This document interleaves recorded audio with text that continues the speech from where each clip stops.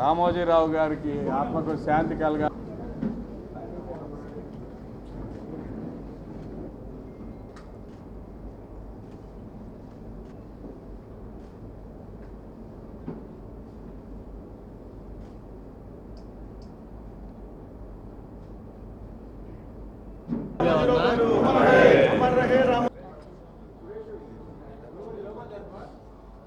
अमर रहे रामोजीराव गारू, अमर रहे रामोजीराव गारू, अमर रहे रामोजीराव गारू,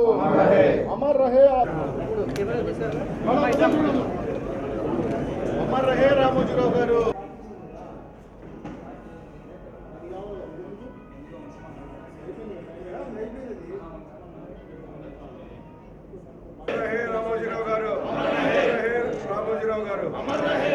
जोहार रामोजी गारू, जोहार रामोजीराव गारू, जोहार रामोजीराव गारू.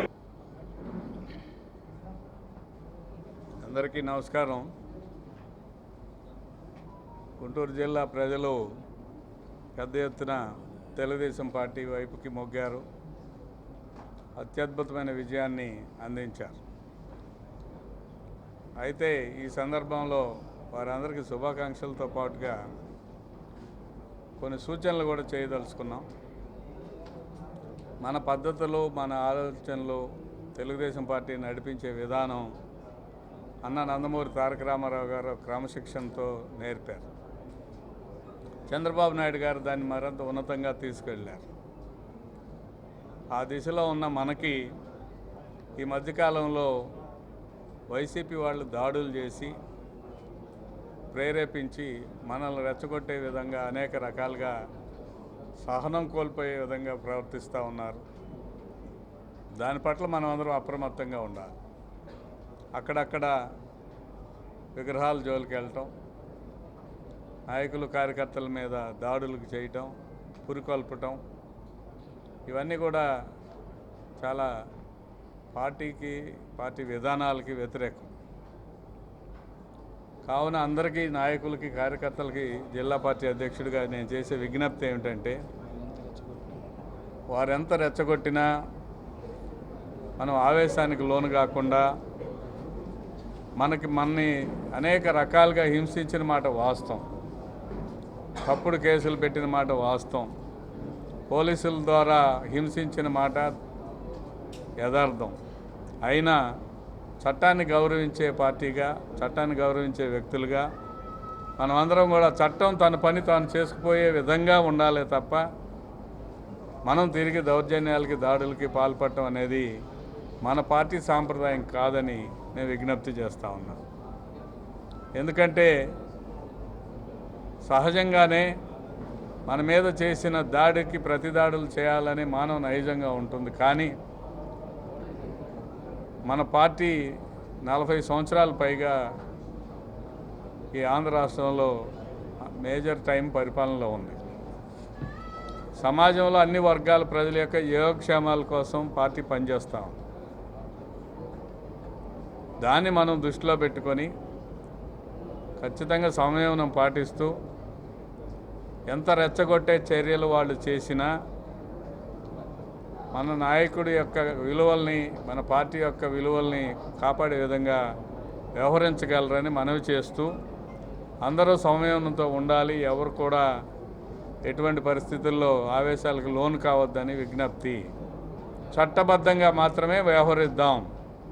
చట్ట వ్యతిరేక కార్యకలాపాలకి మన సహాయం, ప్రోత్సాహం ఉండదని తెలియజేయడం దీని యొక్క ముఖ్యమైన ఉద్దేశం అని తెలియజేస్తూ మన సంతోషాన్ని సెలబ్రేట్ చేసుకుందాం. కానీ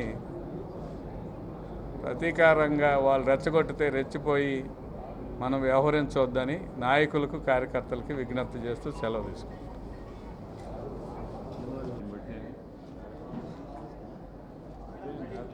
అందరికీ నమస్కారం అండి. ఒక చారిత్రాత్మకమైన విజయాన్ని సొంతం చేసుకున్న ఆంధ్ర రాష్ట్రం ఆనందంలో మునిగెత్తుతున్న తరుణంలో ఒక రత్నాన్ని కోల్పోవడం నిజంగా చాలా బాధాకరమైన విషయం.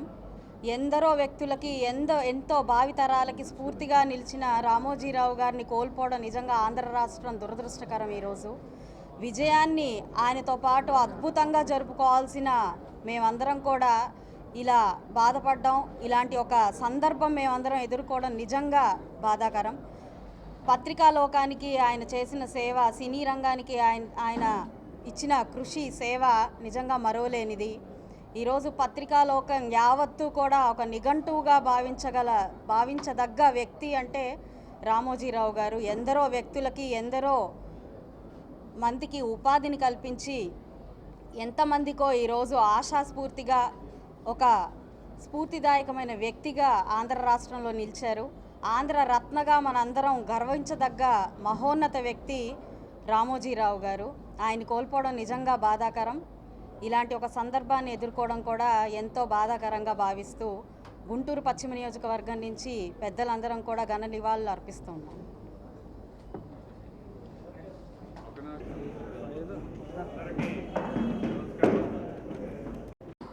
ఈరోజు ఆంధ్రప్రదేశ్లో చాలా దురదృష్టకర దినం.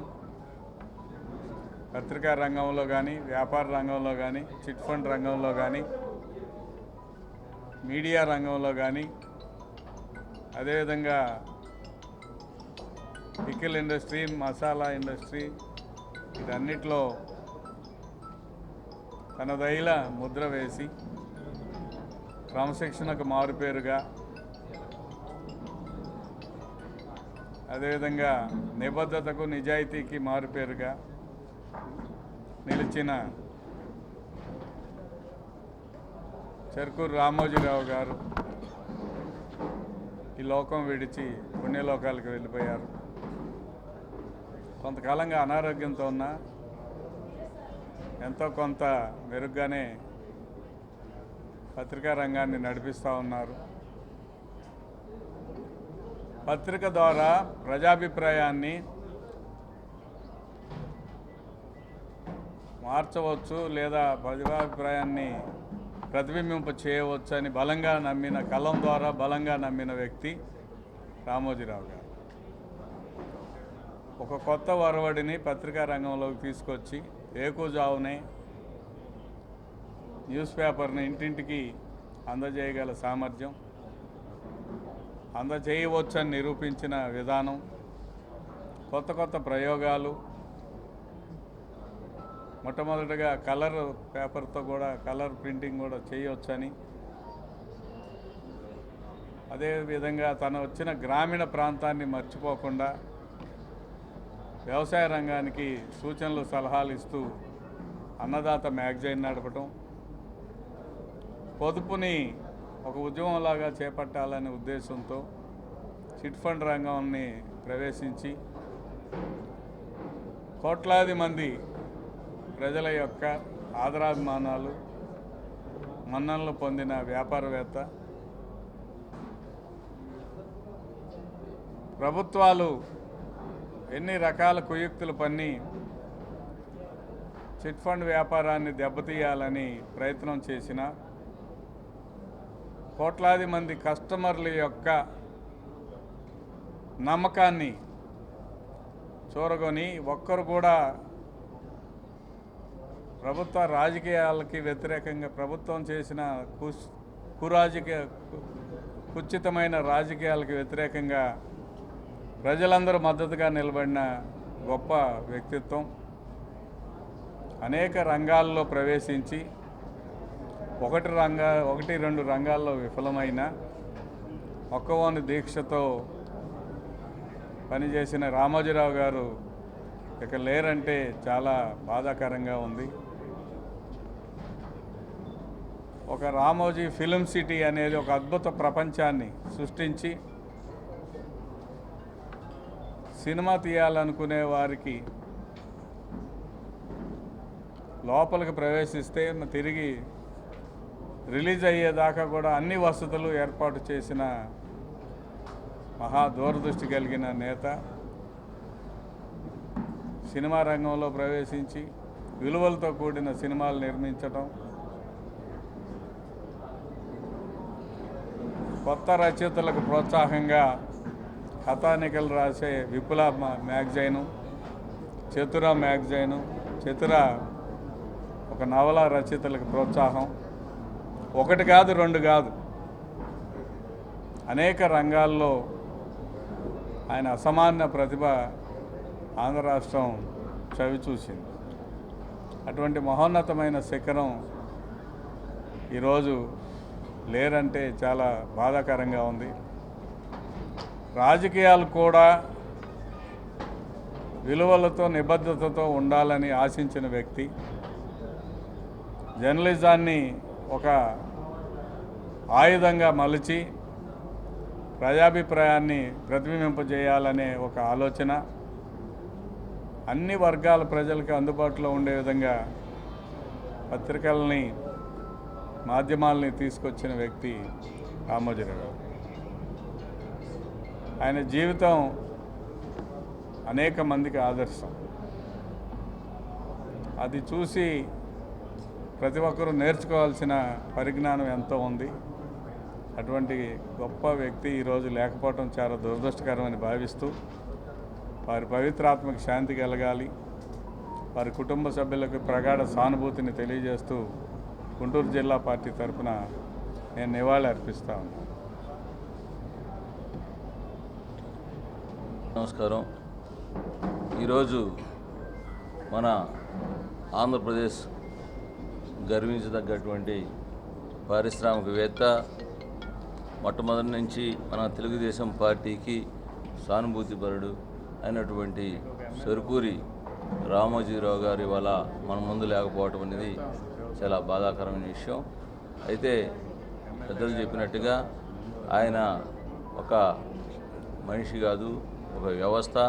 ఎంతోమందికి ఉపాధి కల్పించి ఈ రోజున అనేక పరిశ్రమలు స్థాపించి ఆయన ఏది తీసుకున్నా కానీ శ్రద్ధతోటి దానికి నీతి నిజాయితీని జోడించి అనేక వ్యాపార సంస్థలు కానీ, ఇటు జర్నలిజంలో కానీ, అక్షరంలో కానీ, ఎక్కడైనా కానీ ఆయన మార్కు వేసినటువంటి అటువంటి మహోన్నత వ్యక్తి ఈరోజు మన ముందు లేకపోవటం చాలా బాధాకరం. ఆయనకి వాళ్ళ కుటుంబానికి ప్రగాఢ సానుభూతి తెలియజేస్తూ ఉన్నాను.